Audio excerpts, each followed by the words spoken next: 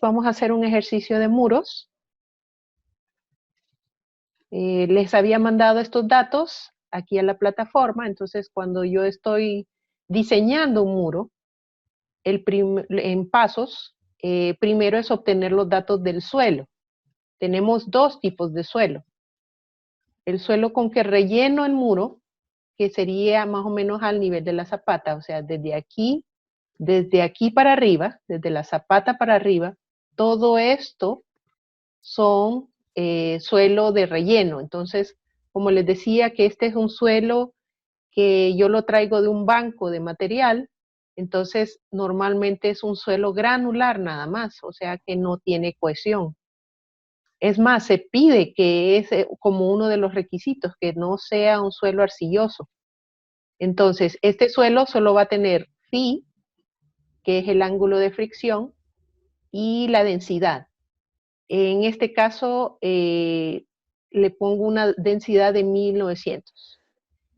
Típicamente, si no tengo los datos de este material, les contaba que yo utilizo 1800 aquí y siempre el phi de 30. Esos son los datos cuando no tengo ensayos de laboratorio. Ahora, los que sí debería de tener datos de laboratorio, por lo menos una clasificación del suelo, es el suelo de la cimentación, donde va a estar apoyada la zapata del muro. Entonces, los datos que necesito son la densidad del suelo, la cohesión y el phi. Normalmente los suelos de cimentación son suelos mixtos, a menos que esté haciendo un muro allá cerca del mar, que va a ser solo arenoso, o aquí en Tegucigalpa, que va a ser solo arcilloso.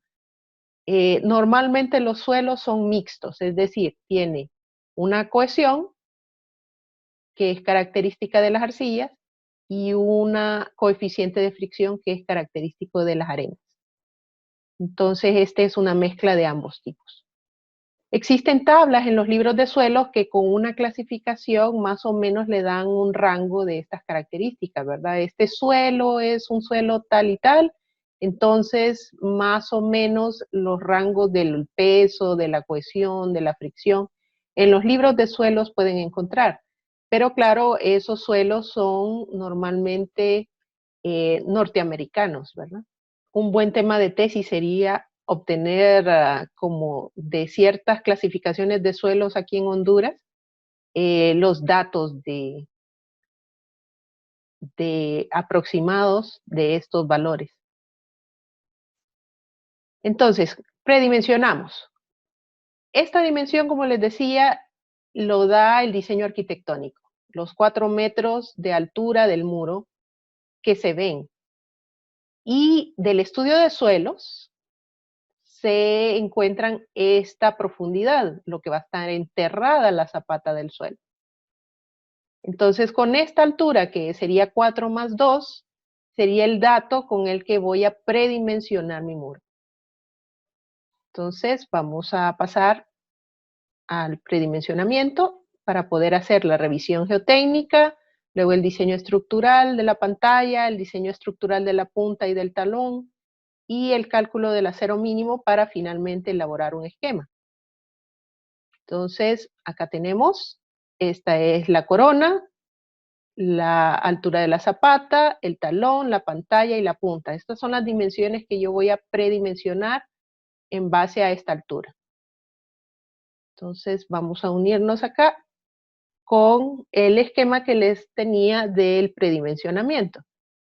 Si lo hacemos aquí, entonces la idea sería que la corona en el predimensionamiento tiene que ser de 20 centímetros o más. Entonces le vamos a poner 20 centímetros. Luego, toda la zapata, todo el espesor de la zapata, vamos a ponerlo aquí, tendría una dimensión, dependiendo del tipo de suelo, toda la altura, esta altura de 6, tendría una altura de 6 o el 50% de 6, en este rango. Entonces, la base tendría más o menos entre 3 metros hasta 6 metros. Yo, cuando el suelo es más o menos bueno, es decir, firme, un terreno firme, entonces utilizo el 60%.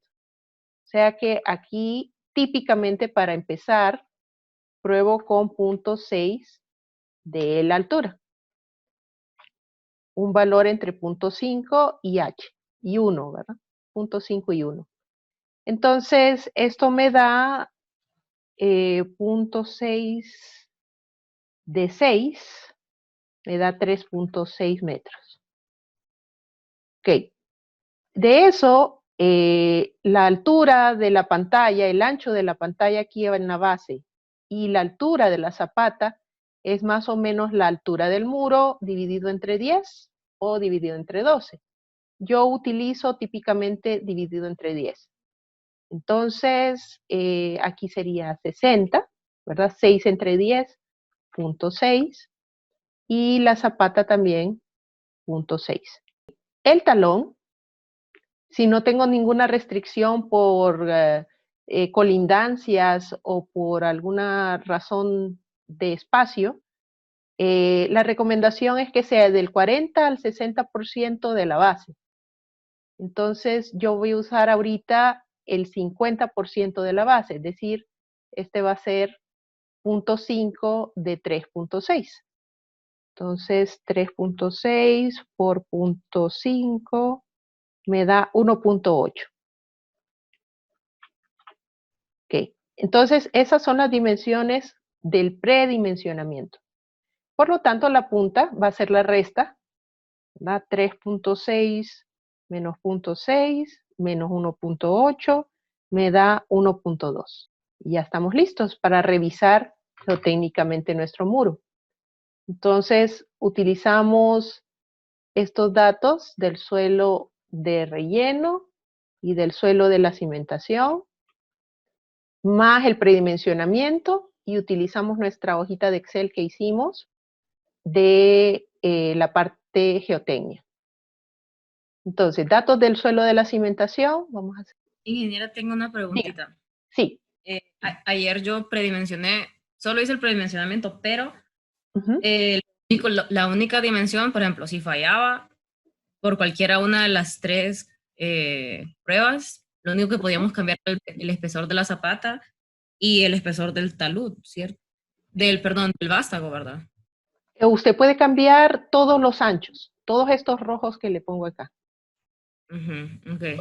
Excepto la altura, ¿verdad? La altura, si está 6 metros, es el único constante. Entonces, Okay. lo recomendado es los anchos. Okay. Entonces, solo que tuviera un problema de suelos, ¿verdad? De cimentación, es el único que yo le recomendaría. Entonces, vaya, busque un suelo más firme, ¿verdad? Un suelo más duro. Entonces, me voy a ir más profundo de repente.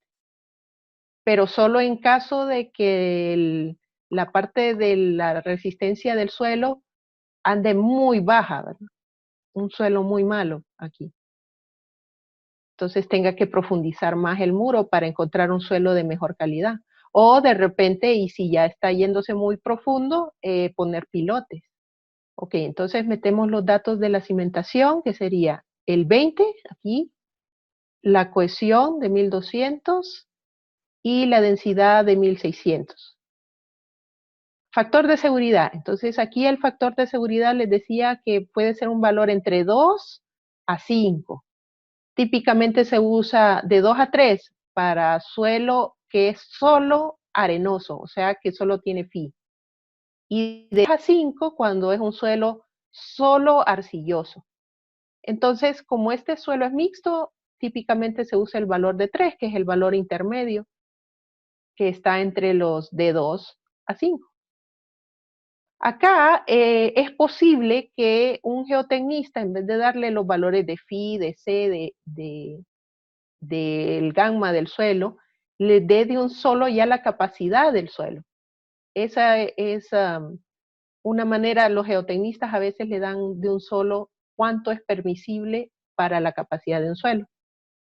Entonces yo lo tengo aquí programada la hojita para ponerle ese dato y que me lo agarre en vez de la fórmula que nosotros tenemos acá de Kusubu. Si este valor no es 0, le pongo aquí, si este valor de arriba no es 0, entonces que tome ese valor. En vez de hacer todo el cálculo aquel del NQ, N gamma, N phi. Ok, entonces suelo de relleno tenemos 30 aquí y 1900 de densidad. Y los materiales, este es un muro de concreto reforzado, entonces típicamente 2400 de densidad del muro. En esta hoja no le tengo programado nada de calcular refuerzo, entonces esta realmente no me sirve solo para los planitos, ¿verdad? De cuál es la capacidad del concreto y cuál es la capacidad de la afluencia del acero. Entonces ponemos los datos de la predimensión. Aquí tengo punto 2. Este sería punto 6 menos punto 2 sería punto 4. Sí. Aquí es lo que está enterrado, sería 2. Tengo otra preguntita. Dígame. ¿A cuántos metros es ideal que tengamos nosotros enterrado la punta? No es necesario, que incluso podría quedar a flush, ¿verdad? Sí, la zapata en esta cantidad. Sí, no se recomienda que quede la grada, ¿verdad? Que quede expuesta la cimentación, porque uno de los factores, si recuerda de cuando estamos calculando la capacidad del suelo, el QSUBU, dice lo que está enterrado en la zapata, ¿verdad? Eso le ayuda a la capacidad última de soporte del suelo de la cimentación. Entonces sí le ayuda esta altura, aunque sea un poquito. Creo que está como por acá. Esta altura está involucrada en uno de los factores. Creo que es el segundo factor, que es la densidad por la profundidad. Entonces, gracias. sí le ayuda. Entonces vamos poniendo aquí. Tenemos aquí punto 6 de espesor y 6 metros de altura. 4, 5, 6, sí. Entonces las demás las tengo programadas para que las calcule automático. Cuánto está enterrado aquí, cuánto es la suma de esto más esto, cuánto es la suma de toda la zapata, cuánto es 6 menos el ancho de la zapata, y que me calcule el volumen también de este concreto, de la figura 1, 2 y 3, para más o menos comparar con otras predimensiones, ¿verdad? Esta me ayuda a tener cuántos metros cúbicos de concreto ocupo por cada metro lineal de muro, 1 metro de muro. Entonces, vemos acá que no cumple con deslizamiento.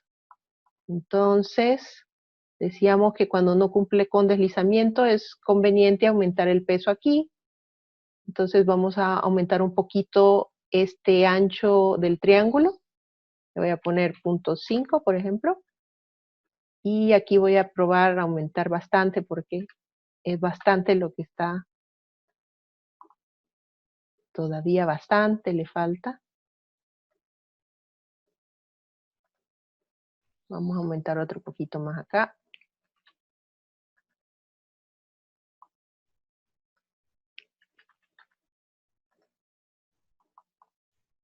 Nada.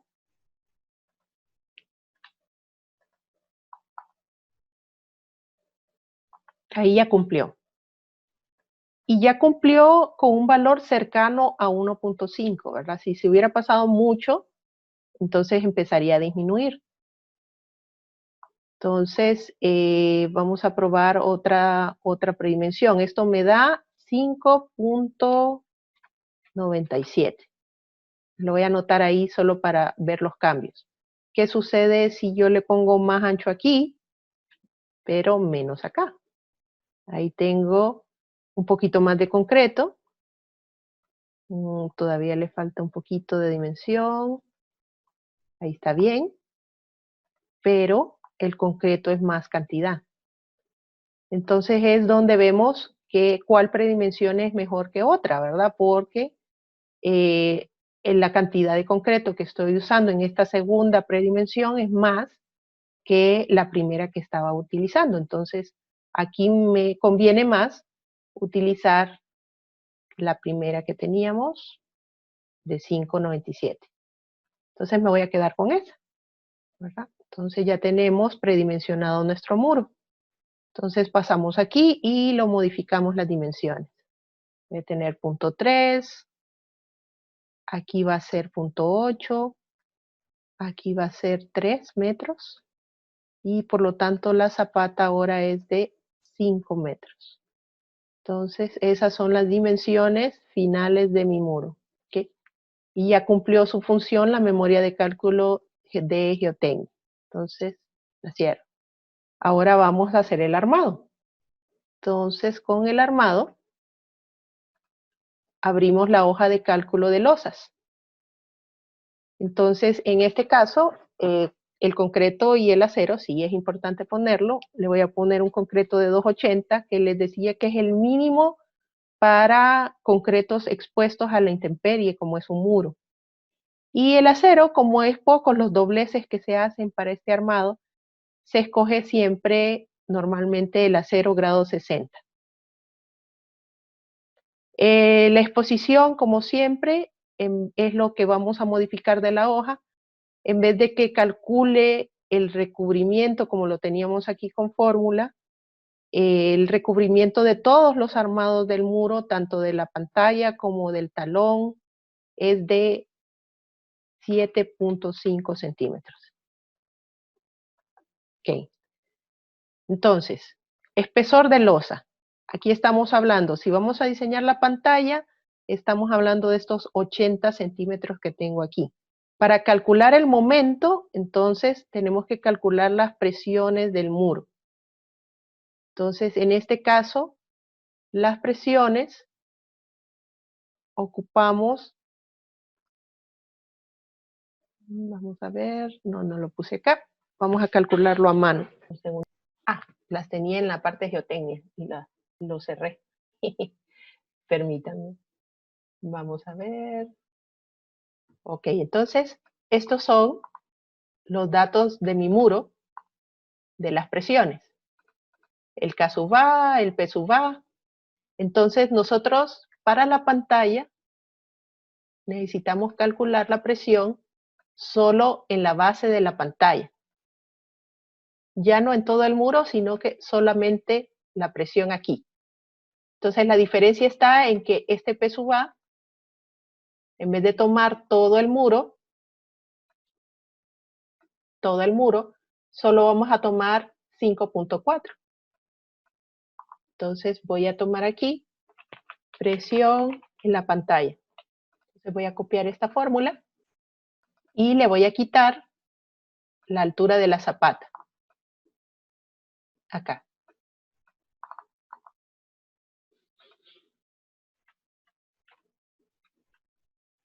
Esto me da el P sub A mayúscula, que sería la resultante, la fuerza acá, perdón, para este lado, la fuerza puntual, que es el área del triángulo. Entonces, este es un medio de la base por la altura, que es la altura de la pantalla.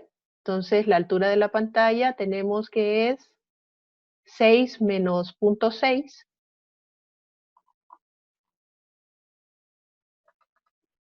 Este 5.4 que está acá.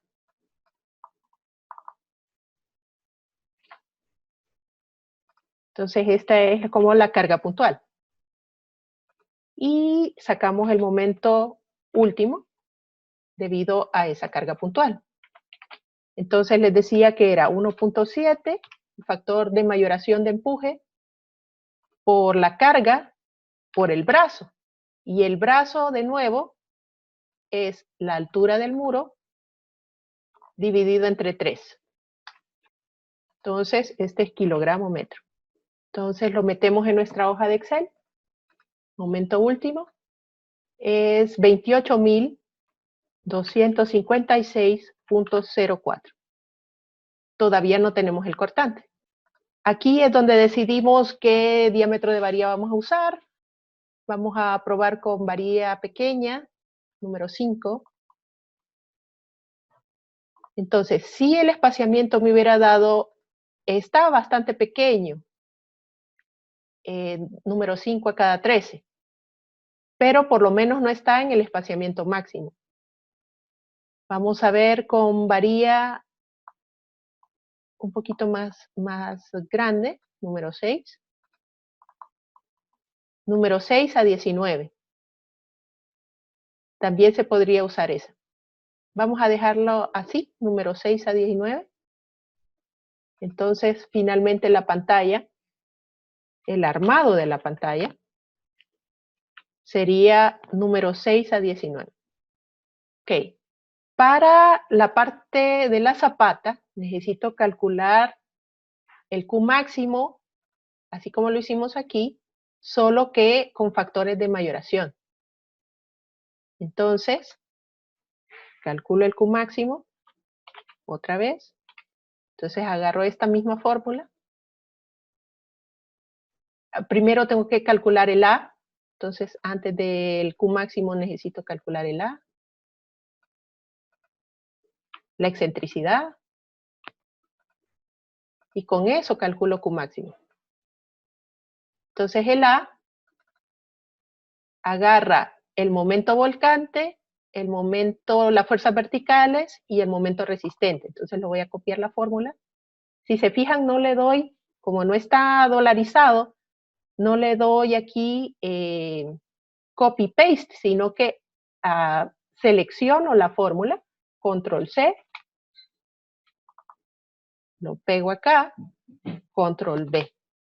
Entonces obtengo el mismo valor, 2.38, 2.38. La diferencia está en que ahora, esta que es el momento resistente, lo voy a multiplicar por 1.4. ¿Por qué? Porque todas estas cargas de momento resistente son cargas muertas. Entonces el factor de carga muerta es 1.4. Este es el momento volcante, entonces el factor de empujes es 1.7. Y el divisor, que era las fuerzas verticales, también son cargas muertas, entonces también lo multiplico por 1.4. Y lo pongo entre paréntesis para que se divida todo esto entre todo esto. Ya teniendo eso, pues calculo E, copio la fórmula igual que como hice antes, control C, control V, solo que ahora, en vez de esta A, quiero que me agarre esta A de aquí. Y ya está. Y esta fórmula acá de Q máximo, le doy también copiar, control C, lo pongo aquí, control V, solo que de nuevo le voy a hacer unos cambios. Las fuerzas verticales por 1.4, estas D27 son las fuerzas verticales, 1.4 porque es carga muerta. El ancho de la base, G8 es el ancho de la base, por 1 más 6 veces la excentricidad. Entonces esta excentricidad es la que voy a usar, esta nueva que estoy calculando aquí abajo. Y esta G8 de 9 es el ancho de la base, entonces está bien. Y ya, listo. Esta es la carga máxima, pero con factores de mayoración. Ahora utilizo esta misma fórmula, solo que con el signo menos aquí.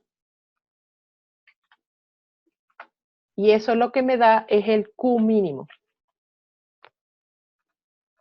Entonces ya tengo el Q máximo y el Q mínimo.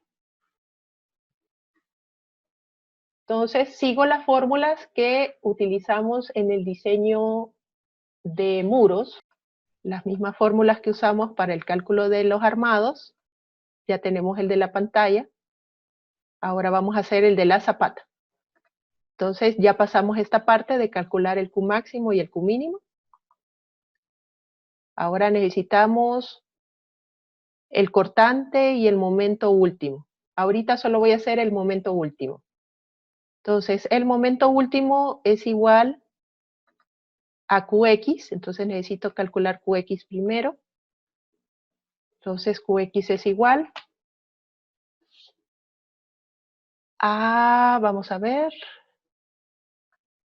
el Q máximo menos, abro paréntesis, el Q máximo menos el Q mínimo,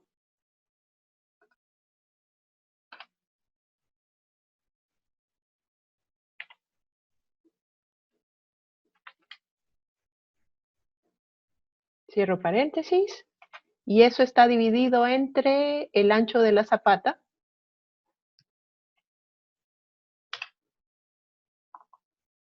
que es mi B,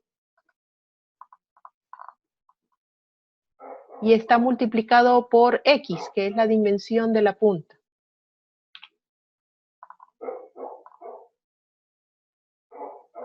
$1.2. Entonces, ese es mi QX.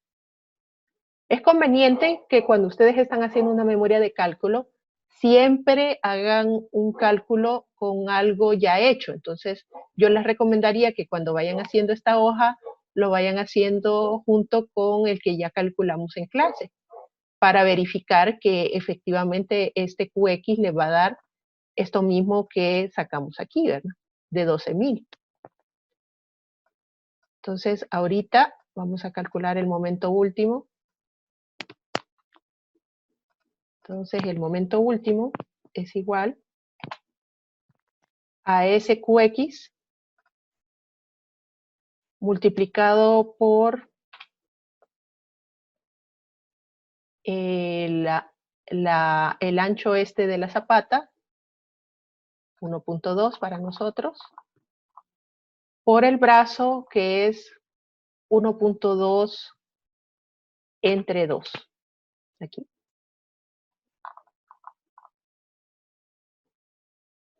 Más el peso propio, perdón, este era el triángulo, el cuadrado, esta carga. Ahora es el triángulo, que es 1/2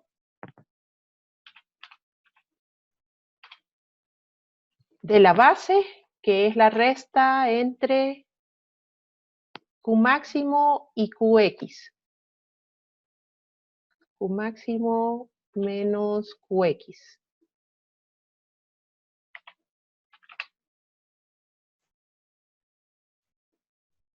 Vamos a ver. No, Q máximo menos Q mínimo, perdón.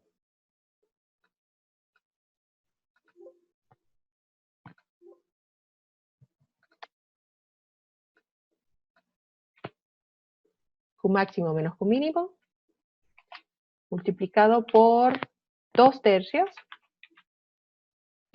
de la dimensión de la zapata, que es la F7. El ancho de la zapata, este. Menos el peso propio, voy por aquí, el peso propio de la zapata, que es 1.4 por el espesor de la zapata. Vamos acá.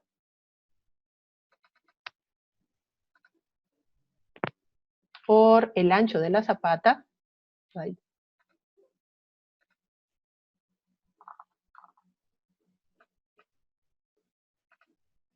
Por F7. Y como es el brazo, perdón, el 2400 de la densidad del concreto, y el brazo sería F7 entre 2. Aquí yo lo puse con números, pero si recuerdan en la hoja, al principio se los puse con las variables, ¿verdad? Para que fuera más fácil hacer esta fórmula aquí. Ok, entonces ya lo tenemos. Me da esto. Entonces la idea es meterlo en la hoja de Excel de la losa.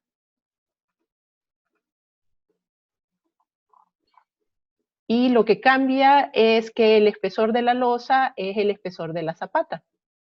Entonces, en este caso, tenemos un espesor de zapata de 60 centímetros. Es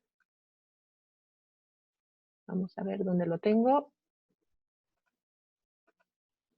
Este espesor de aquí, de 60 centímetros. Entonces pongo acá 60.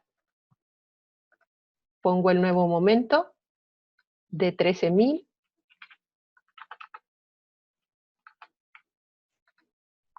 Y eso me da el armado de la zapata. Entonces, número 6 a 26. Voy a conservar el mismo diámetro. Y este es el armado de la punta.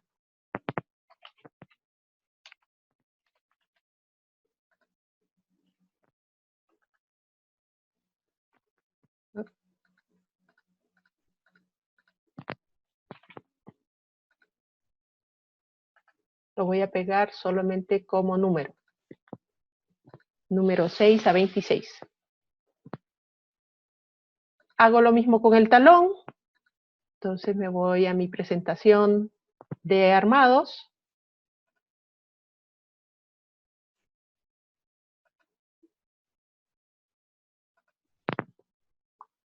Me voy a la parte del armado del talón y calculo este momento último. Este momento último está más que todo con las dimensiones de los pesos y ya no utiliza el Q mínimo. Entonces lo vamos a hacer así. El M último del talón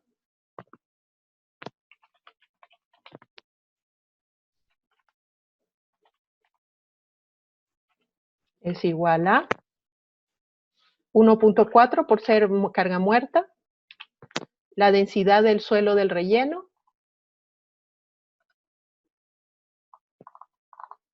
por las dimensiones del suelo de relleno. Entonces tenemos aquí que el suelo de relleno tiene una altura de 5.4 y un ancho de 3 metros. A eso lo voy a multiplicar por el brazo de este relleno. Estoy sacando momentos acá, entonces sería estos 3 metros divididos entre 2. Esos 3 metros divididos entre 2. A eso le sumo el peso propio de la zapata, que es 1.4 por, estoy haciendo esta parte de la fórmula, 2.400, que es la densidad del concreto, por las dimensiones de la zapata, que es 0.6 de alto por 3 metros de ancho. Y a eso lo multiplico por el brazo, que sería siempre la mitad de 3. Entonces, aquí lo he estado escribiendo. Y me da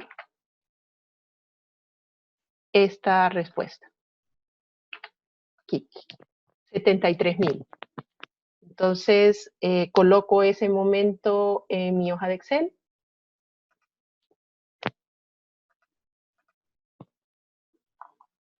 Me voy acá. Siempre tenemos los 60 centímetros de espesor de zapata. Y ahora tengo un momento de 73.710. Eso me da un espaciamiento bien pequeñito. Entonces voy a cambiar de diámetro de varilla a uno más grande. Número 8. Número 8 a cada 12 centímetros. Está más o menos bien.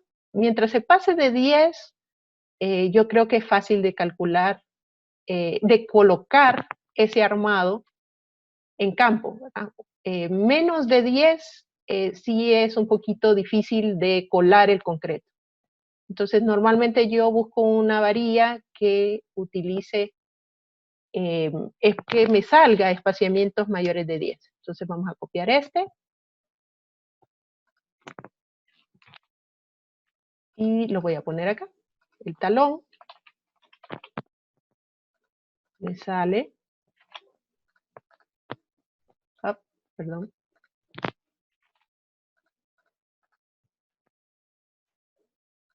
Pego número. Entonces ya estoy lista para hacer mi esquema de armado.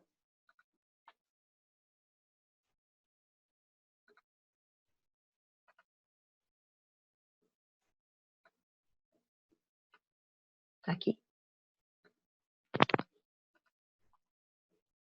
Entonces, el armado de la pantalla es un armado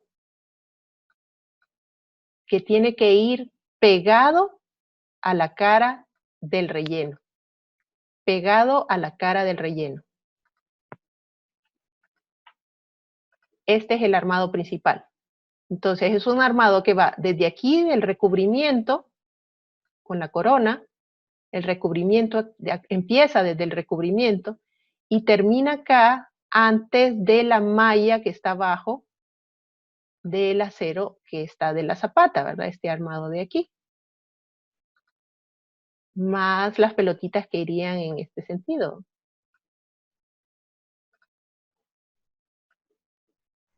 Entonces, ese armado va ahí. Entonces yo pongo este doblez, puedo ponerlo hacia adentro o hacia afuera. Ahorita lo voy a poner hacia acá. Y está apoyado encima de este armado de temperatura que va aquí. Entonces yo lo amarro con alambre de amarre a estas pelotitas que van acá. Entonces esta varilla, que es esta y esta, vamos a hacerla una sola.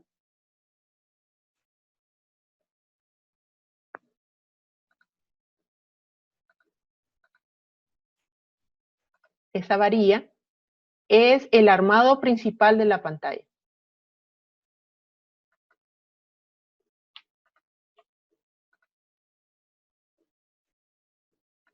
Ese es el armado principal de la pantalla. Entonces, esa sería la número 6 a cada 19. Entonces, esa la vamos a poner aquí. Esta varilla.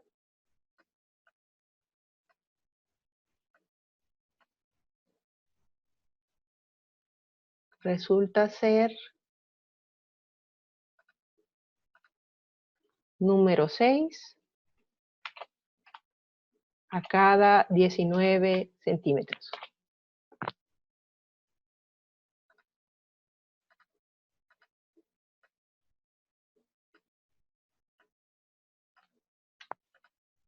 Así. Hacemos lo mismo con la punta. La punta, normalmente, por el suelo de empuje de abajo, tiende a doblarse hacia arriba. Entonces, este acero que está acá abajo es el acero principal de la punta. Entonces, le ponemos también aquí este acero.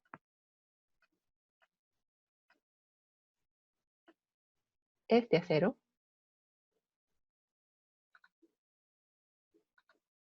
Sería número 6 a cada 26.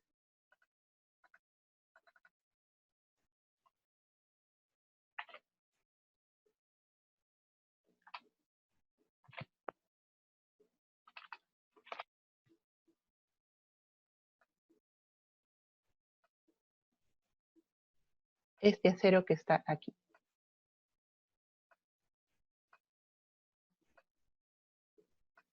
Y el acero que está arriba, las zapatas de muros son los únicos que tienen como doble malla.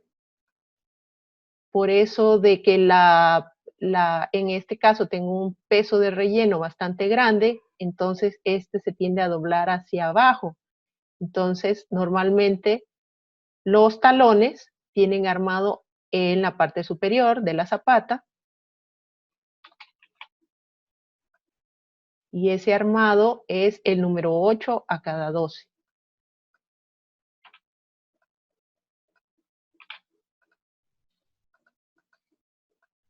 Esta varía de ahí. Entonces podríamos decir que ya terminamos nuestro diseño. Ese es el diseño estructural de nuestro muro. Pero normalmente le ponemos armado por temperatura. Es decir, le ponemos un armado por los cambios de dimensión del muro cuando se está endureciendo o cuando hay cambios bastante grandes de temperatura. Entonces ponemos una varilla aquí enfrente, la voy a poner un poquito de distinto color. Vamos a ponerlo azul. Entonces, esa varilla es más que todo por temperatura. Igual que la anterior, le pongo una pequeña doblez acá para que se ancle bien.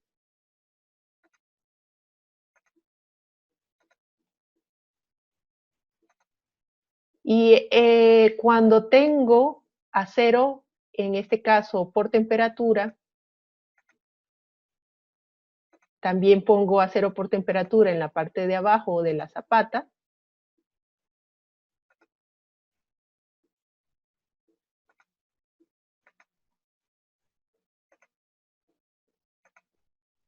Este es acero por temperatura también.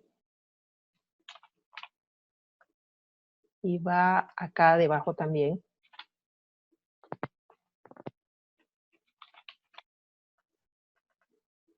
En toda la zapata.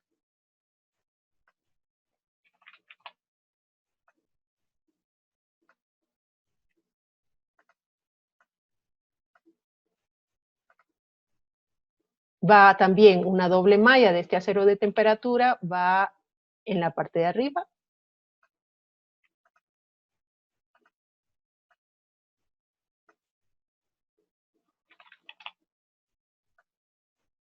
Aquí en la parte de arriba. Excepto aquí en medio. Entre esta parte y esta parte no es necesario poner varillas. Entonces, en esa parte y en esa parte no. Solo en el talón y en la punta. Porque aquí hay un bloquezote de concreto que no le va a permitir cambios de temperatura o de tamaño muy grande. Entonces, solo en la parte de aquí y en la parte de acá, que está expuesto a la intemperie. Y también se ponen este acero por temperatura, se pone en la otra dirección.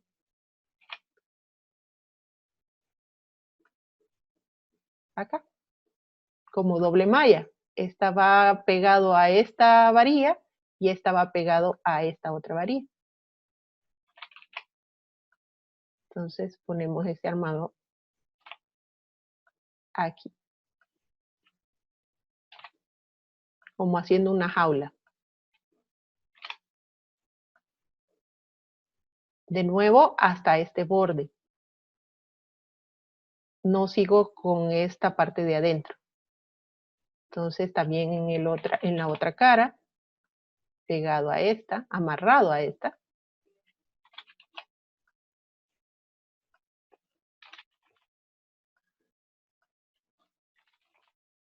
Así. Entonces, para calcular ese acero por temperatura, me voy a mi hojita de Excel de las losas. Y básicamente tengo dos armados por temperaturas, el de la pantalla y el de la zapata. Y la diferencia está en que el de la pantalla, yo utilizo aquí el ancho de la pantalla, que es de 80 centímetros. Y en vez de que utilice el acero de cálculo, utilizo el acero mínimo. Entonces el acero final, le pongo aquí 14.4. Y ese es el acero que ocupo por temperatura, número 8 a cada 35. Entonces quiere decir que estas pelotitas que están aquí abajo y estas que están acá arriba son número 8 a cada 35. Entonces le voy a poner una indicación acá.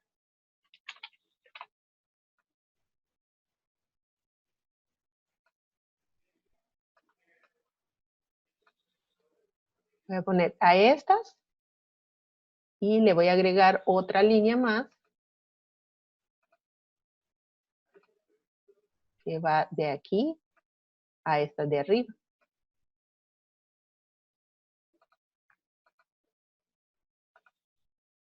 Y esas son número 8 a 35.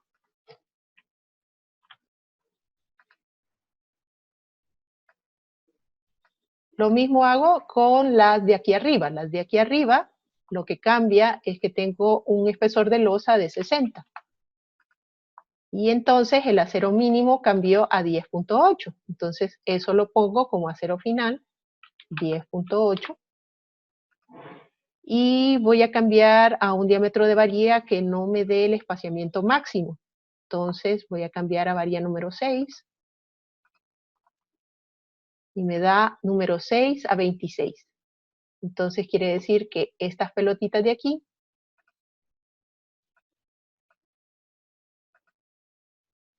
estas de acá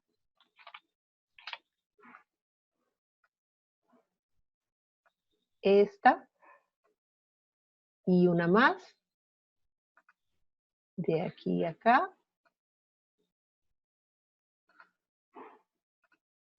son número 6 a, ya se me olvidó, ¿cuánto me había salido? 26.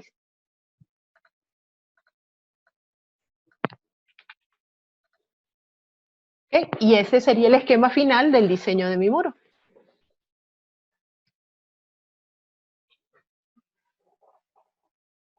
¿Preguntas? ¿Dudas?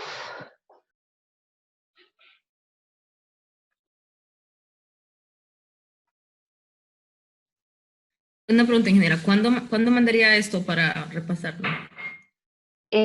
Hoy voy a tratar de ya mandarles el video. Ah, ok. Gracias. Ok, la otra es el drenaje. El drenaje es como el alma de la carretera, del muro. Si yo no le pongo drenaje, lo que va a suceder es que se me va a acumular agua detrás del muro y eso va a crear una presión adicional al muro. Entonces, lo que sucede es que si yo tengo agua atrás acumulada, como ven aquí, las presiones cambian y esto es lo que ocurre. En vez de tener la densidad del suelo normal, tengo densidad más pesada porque normalmente está con agua. Y tengo la densidad del agua. Lo mismo le está sucediendo al suelo. El suelo está mojado aquí. Entonces es más pesado el suelo, pero también tengo la densidad del agua acumulado acá. Y eso hace que el C y el Φ cambien a valores más bajos también. Aquí no los cambié, pero sí bajarían. Entonces, miren cómo cambian las presiones. Lo que está sucediendo es que la presión del suelo, antes teníamos solo el suelo, pero ahora vamos a tener también la presión del agua. Entonces, la presión del suelo sigue siendo con esta fórmula, ¿verdad? Gamma H por K sub A. En este caso, la presión aquí en la parte de arriba, como H es igual a 0, entonces la presión es igual a 0. Acá tenemos una altura de 1,50. Buscamos el K sub A en la tabla, que para beta, o sea, el ángulo en que está este talud, es igual a 0. Y el phi del suelo es 30, entonces el K sub A es 0.33. Entonces tenemos la densidad saturada por 1.50, que es esta altura, por 0.333. Entonces me da esta presión en la parte de aquí. Pero la presión de la parte de abajo cambia. Si se fijan, va cambiando de pendiente. Antes teníamos un triángulo, pero ahora la pendiente va cambiando. ¿Por qué? Porque la presión se convierte en la presión anterior, esta presión que tenemos arriba, de 949.91, más la densidad del suelo. Ahora la densidad del suelo es la densidad saturada menos el agua. Este se le llama la presión de poros. La altura son los 6 metros que teníamos originales, menos el 1,50, 6 menos 1,50, y el K sub A que teníamos anteriormente. Esto me da una presión más baja. Sí, porque se está restando esta parte de acá, pero ahora tenemos una presión adicional, que sería la presión del agua. Y la presión del agua es gamma del agua, los 1000, por la altura del agua, que ahorita en este punto es 0. Entonces, por eso la presión es 0 acá. Pero cuando vayamos aquí abajo, la presión del agua va a ser los 1000 metros, los 1000 de la densidad, por la altura del agua, que sería 6 menos 1,50, 6 menos 1,50, esa sería la altura del agua. Y eso me da una presión acumulada de 4.500. Antes, esa presión estaba disminuida con el Kasubah, punto 333, pero ahora ya no. Esta presión del agua no se disminuye con Kasubah. Entonces, esta presión es mucho más grande que lo que tendría solo con suelo.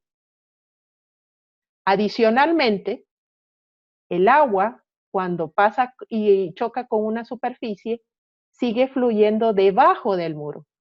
Entonces se produce una presión hacia arriba del muro que se llama buoyancia o flotación. Entonces, esta agua que está presionando para arriba el muro es adicional al empuje del suelo. O sea que se la tengo que sumar a las cargas malas que me doblaban el muro. Y esta presión, esta altura de aquí, es la misma altura de acá. O sea, esta presión de 4.500 acá, que calculé acá, va a ser la misma aquí en la base del muro y va a terminar en 0 siempre al final del muro. Entonces, todas estas cargas que antes solo tenía una carga, si se fijan en el diseño geotécnico del muro, cuando teníamos la memoria de la parte geotécnica,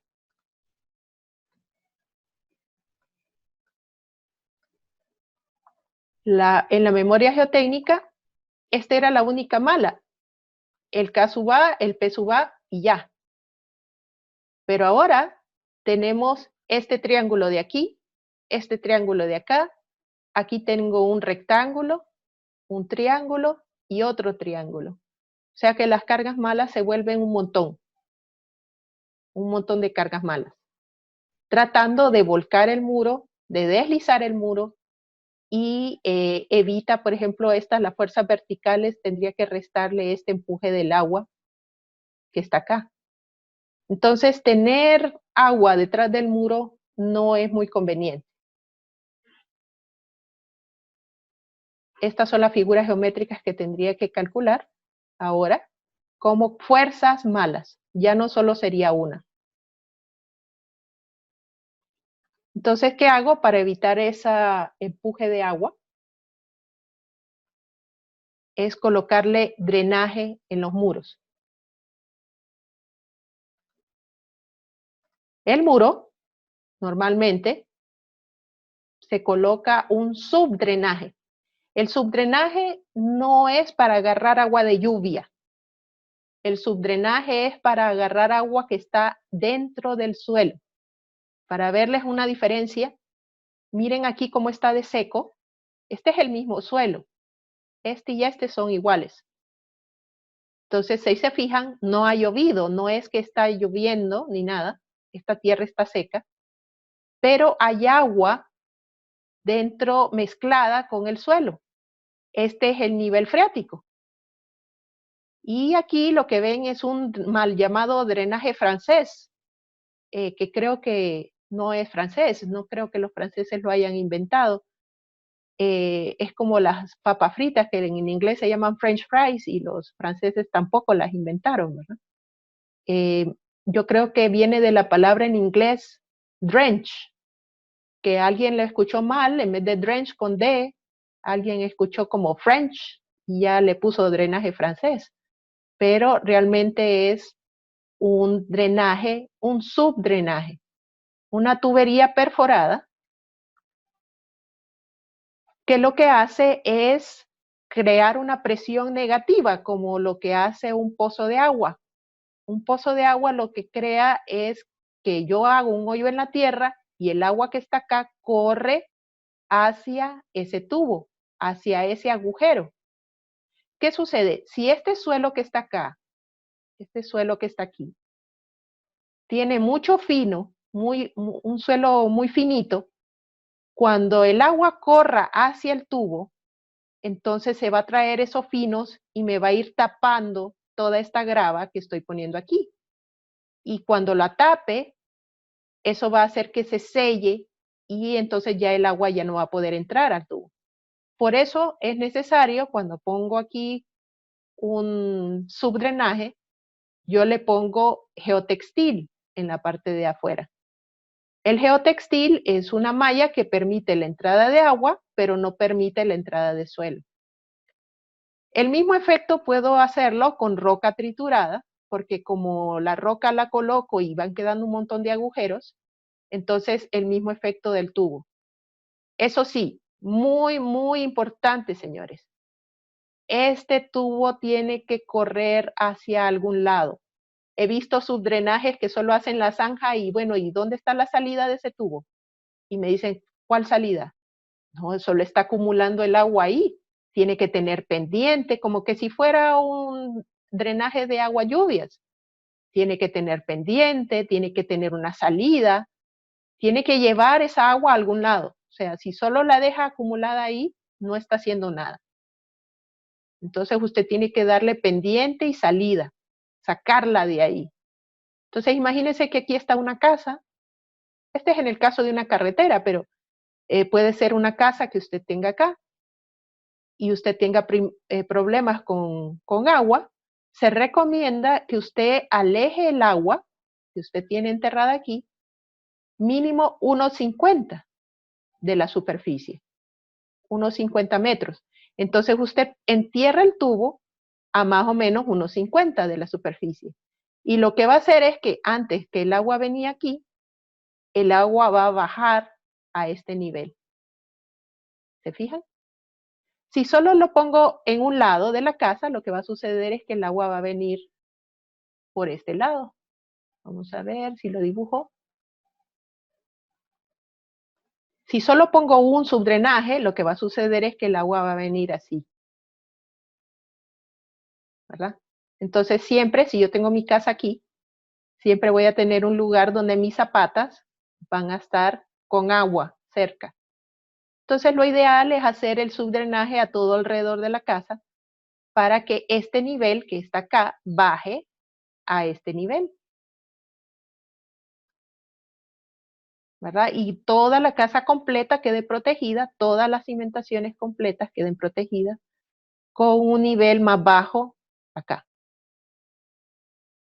Recordemos que el agua siempre sube por capilaridad y lo que no queremos es que el suelo de la cimentación que está aquí me afecte mi resistencia del suelo.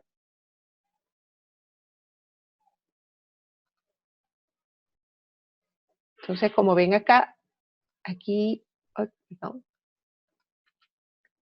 aquí vemos colocando, esta es una carretera, pero igual sucedería, yo le estoy colocando aquí un subdrenaje, podría ser una casa por acá, y yo puedo construir encima de esto, no hay problema, porque lo que yo quiero captar es el agua de abajo, el agua que está en el terreno natural, adentro.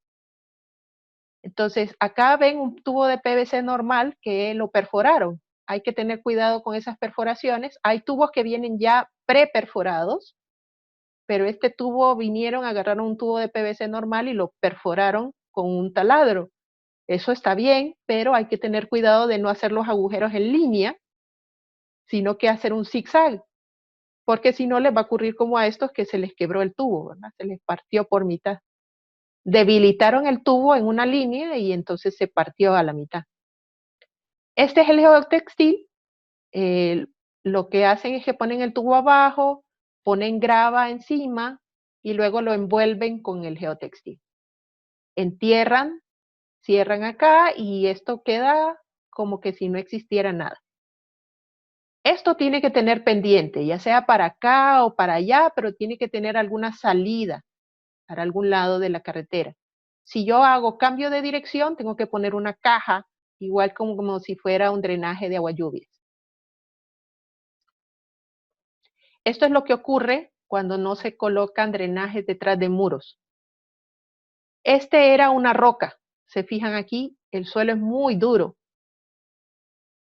Entonces, ¿qué sucedió? El muro no estaba diseñado con un espesor para aguantar empuje de agua. Si yo tengo roca, no tengo empuje de suelo. Entonces, solo era como una fachada, algo para proteger de la intemperie el talud de piedra y también para que se viera bonito. Pero este señor, esta casa de acá, puso todo su drenaje de agua lluvias de la casa, lo puso a que saliera detrás del muro. Él pensó que el muro estaba diseñado para aguantar ese empuje de agua, pero no. Y esto fue una gran explosión, fue de repente, o sea, la falla fue, de repente explotó y pedazos de muro fueron a dar al otro lado del parqueo y al otro lado de la calle, incluso. Pensaron que fue un ataque terrorista y realmente lo que había sido es eh, que el agua es muy poderosa.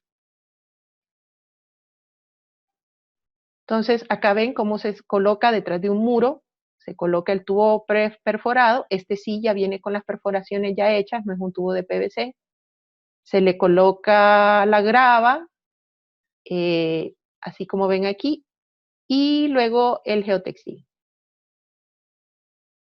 También hay unas geomallas que vienen con el tubo perforado que no necesita grava.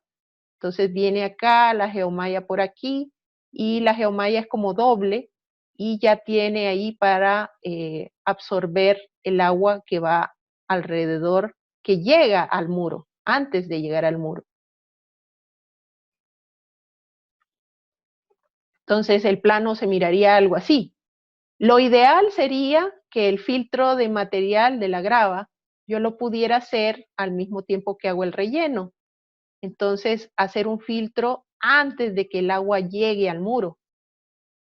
Pero a veces no se puede y tenemos que hacerlo así como está aquí, paralelo al muro. Otra solución también es hacerle agujeros aquí al muro de vez en cuando y esto se le llama lloraderos. Se le llama así porque como el agua sale así, aquí se le pone grava para que el agua sea absorbida, se le hace este drenaje que en inglés weep hole y aquí como ven el agua está saliendo del muro. Claro, el agua trae normalmente minerales y va manchando aquí las caras del muro. No sé si tienen alguna duda.